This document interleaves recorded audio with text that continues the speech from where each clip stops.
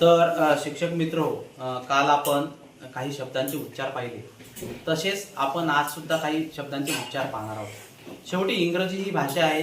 जसं शास्त्राला काही नियम असतात तसे भाषेला कोणते नियम लागू पडत नाही, परंतु विद्यार्थ्यांचं इंग्रजी शिकणं सोपं जावं, त्यांना वाचता यावं या उद्देशानं आपण काही टेक्निक या ठिकाणी वापरत आहोत। निश्चितपणे या टेक्निकचा उपयोग करून विद्यार्थ्यांना वाचनामध्ये गोडी निर्माण होण्यास मदत होते।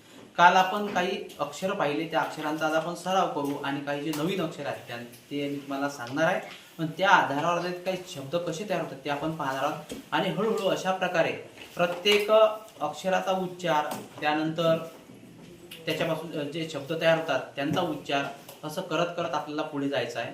आज आपला दुसरा दिवस आहे, त्यानिमित्त सर्वांचं या ठिकाणी अभिनंदन करतो, कारण तुम्ही पहिल्या दिवसाला फार चांगला प्रतिसाद दिला।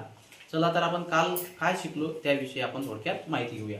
आपण काल शिकलो की एसचा उच्चार स होते, एचा उच्चार ॲ होते, टीचा उच्चार ट होते, आयचा उच्चार ई होते, पीचा उच्चार प होते, यांचा उच्चार न होते, यम एवढं आपण काल शिकलो। आता एवढा जर आपण विद्यार्थ्यांना सराव दिला तर एवढा सराव ते करतील। आणि आज आपण थोडा दुसरा सराव घेणार दुसऱ्या अक्षरांचा। या ठिकाणी सी के आहे, त्याचा उच्चार क, ईचा उच्चार ए, एचचा उच्चार ह, आरचा उच्चार र, डीचा उच्चार ढ, यमचा उच्चार म।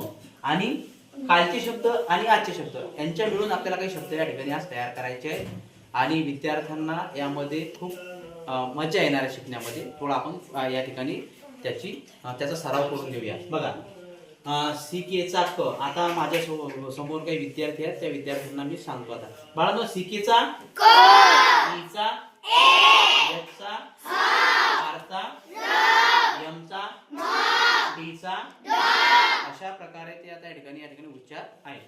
आता या ठिकाणी यसचा स, एचा सीकेचा काय झालं, टीचा एचा सीकेचा काय झालं, यसचा आयचा सीकेचा काय झालं, यनचा ईचा टीचा काय झालं, टीचा ईचा यनचा काय झालं, यनचा एचा यनचा काय झालं, डीचा एचा डीचा काय झालं, आरचा ईचा डीचा काय झालं। तर अशा प्रकारे आपल्याला आज आपण एवढीच माहिती पाहूया आणि याच्या पुढची जी माहिती आहे विशिष्ट शब्द घेऊन याच्या पुढचा सराव आपण उद्या करूया। धन्यवाद।